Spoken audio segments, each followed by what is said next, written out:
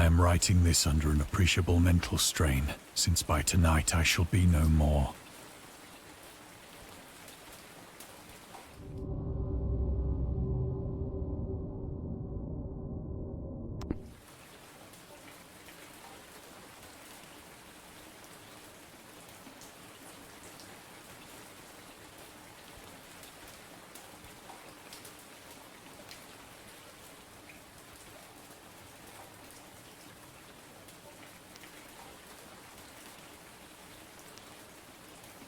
Penniless, and at the end of my supply of the drug which alone makes life endurable, I can bear the torture no longer, and shall cast myself from this garret window into the squalid street below. Do not think from my slavery to morphine that I am a weakling or a degenerate. When you have read these hastily scrawled pages, you may guess, though never fully realize, why it is that I must have forgetfulness or death.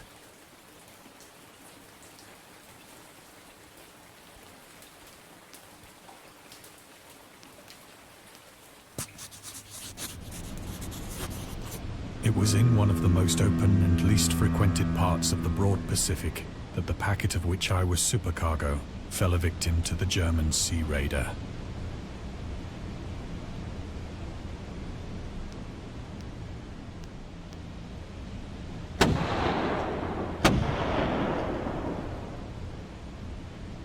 The Great War was then at its very beginning, and the ocean forces of the Hun had not completely sunk to their later degradation. So that our vessel was made a legitimate prize, whilst we of her crew were treated with all the fairness and consideration due us as naval prisoners.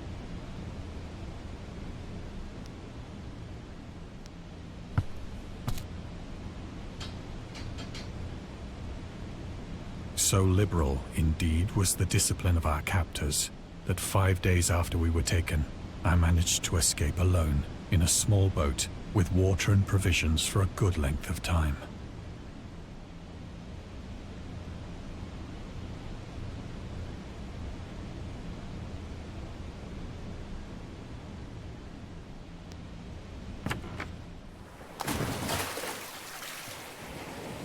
When I finally found myself adrift and free, I had but little idea of my surroundings.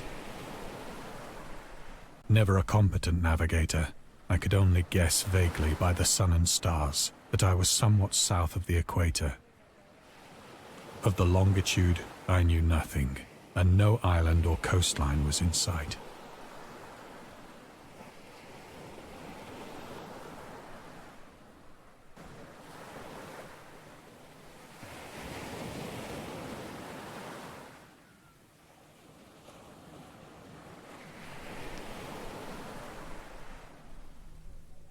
The weather kept fair, and for uncounted days I drifted aimlessly beneath the scorching sun, waiting either for some passing ship or to be cast on the shores of some habitable land.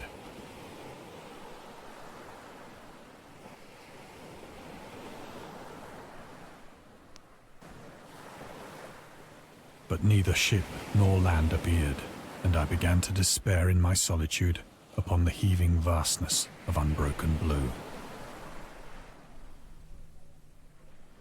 The change happened whilst I slept. Its details I shall never know, for my slumber, though troubled and dream-infested, was continuous.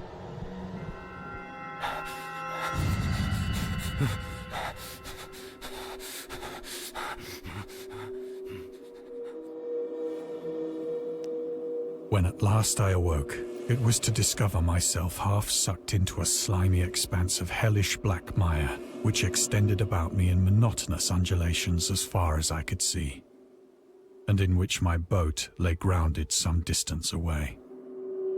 Though one might well imagine that my first sensation would be of wonder at so prodigious and unexpected a transformation of scenery, I was in reality more horrified than astonished. For there was in the air, and in the rotting soil, a sinister quality which chilled me to the very core. The region was putrid with the carcasses of decaying fish, and of other, less describable things which I saw protruding from the nasty mud of the unending plain. Perhaps I should not hope to convey in mere words the unutterable hideousness that can dwell in absolute silence and barren immensity. There was nothing within hearing, and nothing in sight, save a vast reach of black slime. Yet the very completeness of the stillness and the homogeneity of the landscape oppressed me with a nauseating fear. The sun was blazing down from a sky which seemed to me almost black in its cloudless cruelty, as though reflecting the inky marsh beneath my feet.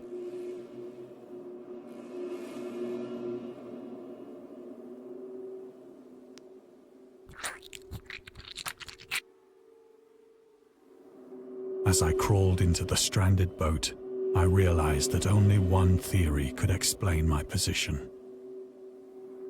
Through some unprecedented volcanic upheaval, a portion of the ocean floor must have been thrown to the surface, exposing regions for which innumerable millions of years had lain hidden under unfathomable watery depths.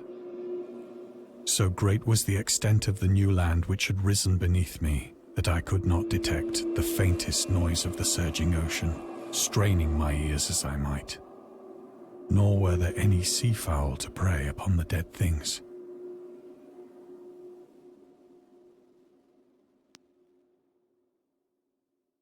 For several hours I sat thinking or brooding in the boat, which lay upon its side and afforded a slight shade as the sun moved across the heavens.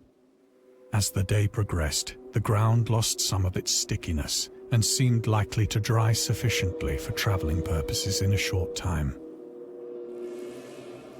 That night I slept but little, and the next day I made for myself a pack containing food and water, preparatory to an overland journey in search of the vanished sea and possible rescue.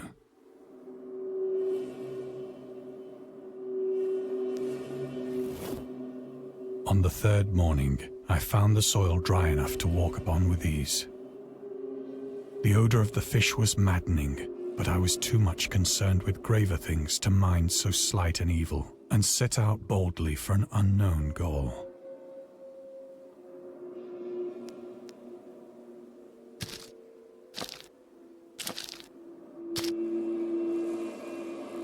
All day I forged steadily westward, guided by a faraway hummock which rose higher than any other elevation on the rolling desert.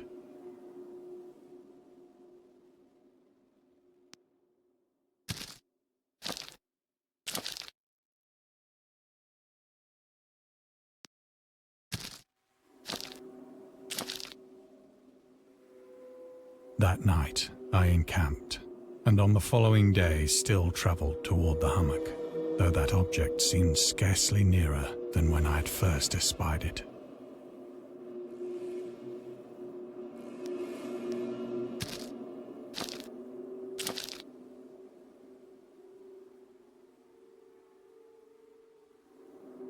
By the fourth evening, I attained the base of the mound, which turned out to be much higher than it had appeared from a distance. An intervening valley setting it out in sharper relief from the general surface. Too weary to ascend, I slept in the shadow of the hill. I know not why my dreams were so wild that night, but ere the waning and fantastically gibbous moon had risen far above the eastern plain, I was awake in a cold perspiration, determined to sleep no more. Such visions as I had experienced were too much for me to endure again, and in the glow of the moon I saw how unwise I had been to travel by day. Without the glare of the parching sun, my journey would have cost me less energy. Indeed, I now felt quite able to perform the ascent which had deterred me at sunset. Picking up my pack, I started for the crest of the eminence.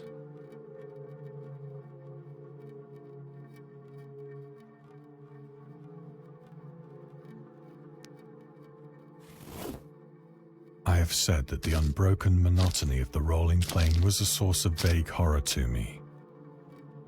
But I think my horror was greater when I gained the summit of the mound and looked down the other side into an immeasurable pit or canyon,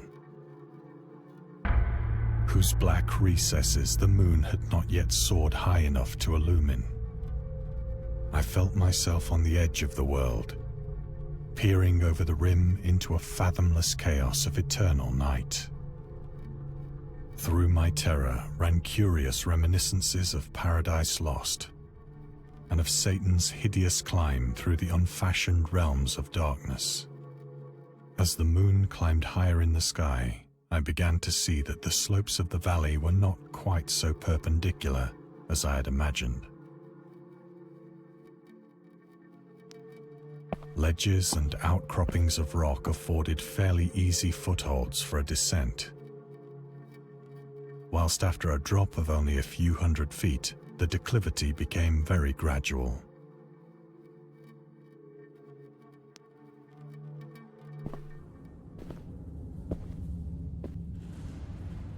Urged on by an impulse which I cannot definitely analyze, I scrambled with difficulty down the rocks and stood on the gentler slope beneath, gazing into the Stygian deeps where no light had yet penetrated. All at once, my attention was captured by a vast and singular object on the opposite slope, which rose steeply about 100 yards ahead of me. An object that gleamed whitely in the newly bestowed rays of the ascending moon.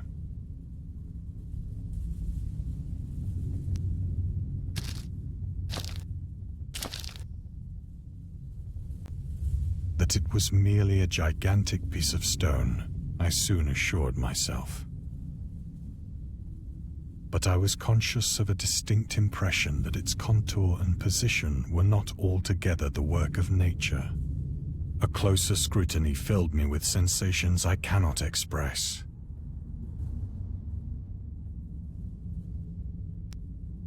For despite its enormous magnitude, and its position in an abyss which had yawned at the bottom of the sea since the world was young, I perceived beyond a doubt that the strange object was a well-shaped monolith, whose massive bulk had known the workmanship and perhaps the worship of living and thinking creatures. Dazed and frightened, yet not without a certain thrill of the scientist's or archaeologist's delight, I examined my surroundings more closely.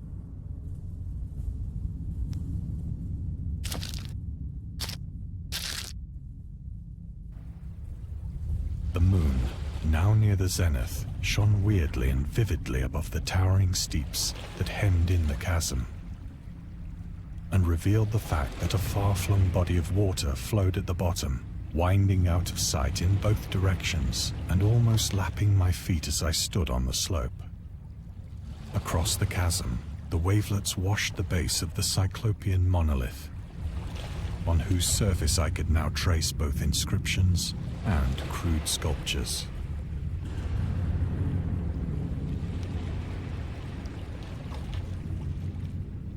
The writing was in a system of hieroglyphics unknown to me and unlike anything I had ever seen in books, consisting for the most part of conventionalized aquatic symbols such as fishes, eels, octopi, crustaceans, mollusks, whales, and the like. Several characters obviously represented marine things which are unknown to the modern world, but whose decomposing forms I had observed on the ocean-risen plain. It was the pictorial carving, however, that did most to hold me spellbound.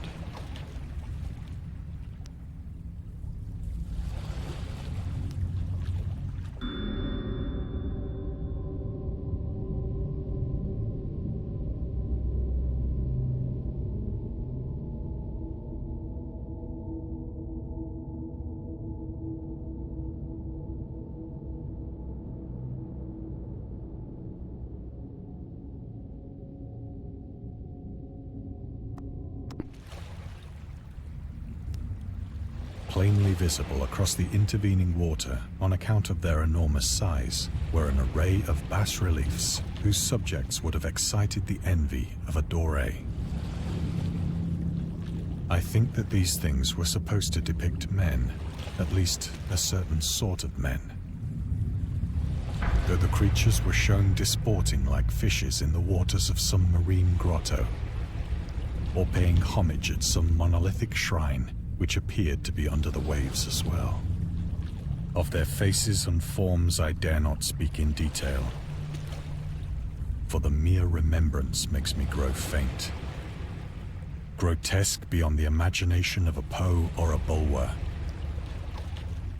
They were damnably human in general outline, despite webbed hands and feet, shockingly wide and flabby lips, glassy, bulging eyes, and other features less pleasant to recall. Curiously enough, they seem to have been chiseled badly out of proportion with their scenic background, for one of the creatures was shown in the act of killing a whale, represented as but little larger than himself. I remarked, as I say, their grotesqueness and strange size, but in a moment decided that they were merely the imaginary gods of some primitive fishing or seafaring tribe. Some tribe whose last descendant had perished eras before the first ancestor of the Piltdown or Neanderthal man was born.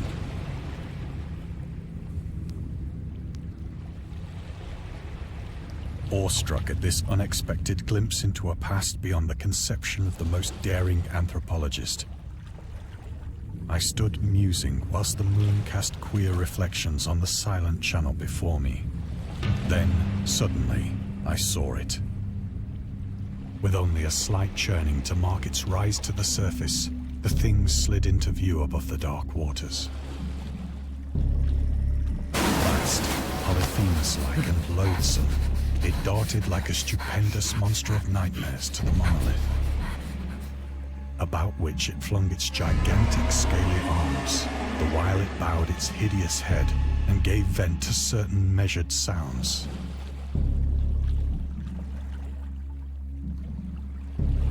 I think I went mad then. Of my frantic ascent of the slope and cliff, and of my delirious journey back to the stranded boat, I remember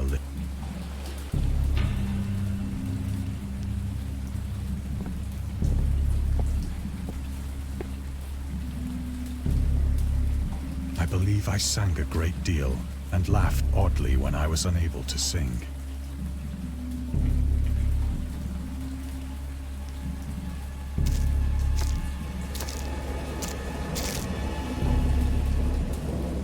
I have indistinct recollections of a great storm sometime after I reached the boat.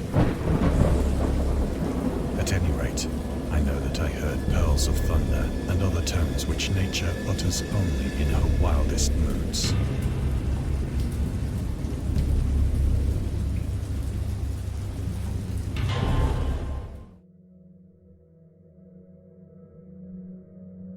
When I came out of the shadows, I was in a San Francisco hospital, brought thither by the captain of the American ship which had picked up my boat in mid-ocean. In my delirium, I had said much, but found that my words had been given scant attention. Of any land upheaval in the Pacific, my rescuers knew nothing, nor did I deem it necessary to insist upon a thing which I knew they could not believe.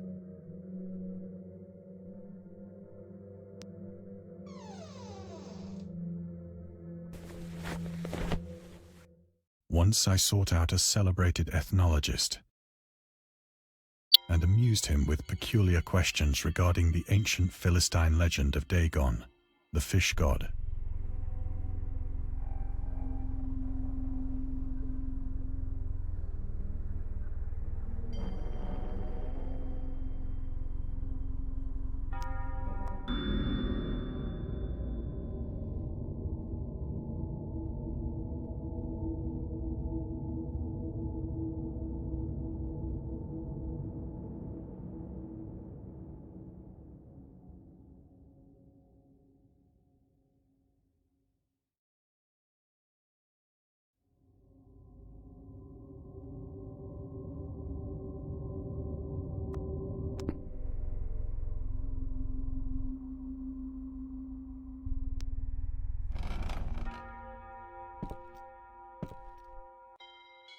But soon perceiving that he was hopelessly conventional, I did not press my inquiries.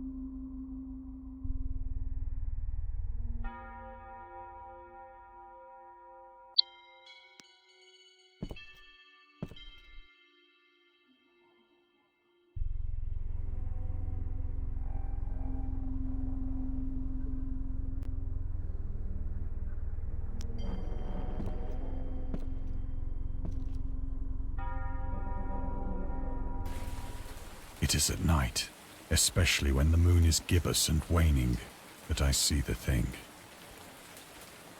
I tried morphine, but the drug has given only transient surcease and has drawn me into its clutches as a hopeless slave. So now I am to end it all, having written a full account for the information or the contemptuous amusement of my fellow men.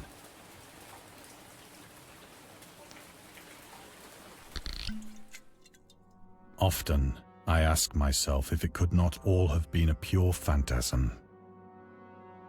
A mere freak of fever as I lay sun-stricken and raving in the open boat after my escape from the German man-of-war. This I ask myself, but ever does there come before me a hideously vivid vision in reply. I cannot think of the deep sea without shuddering at the nameless things that may at this very moment be crawling and floundering on its slimy bed, worshipping their ancient stone idols and carving their own detestable likenesses on submarine obelisks of water-soaked granite. I dream of a day when they may rise above the billows to drag down into their reeking talons the remnants of puny, war-exhausted mankind. Of a day when the land shall sink and the dark ocean shall ascend amidst universal pandemonium.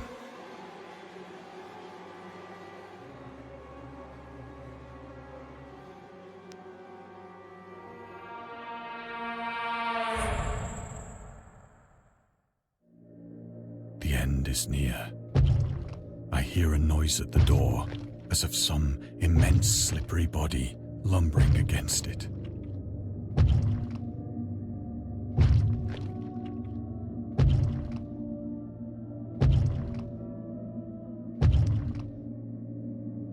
It shall not find me.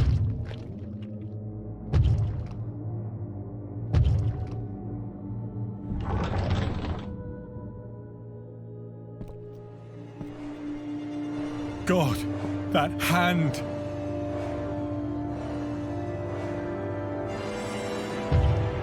The window! The window!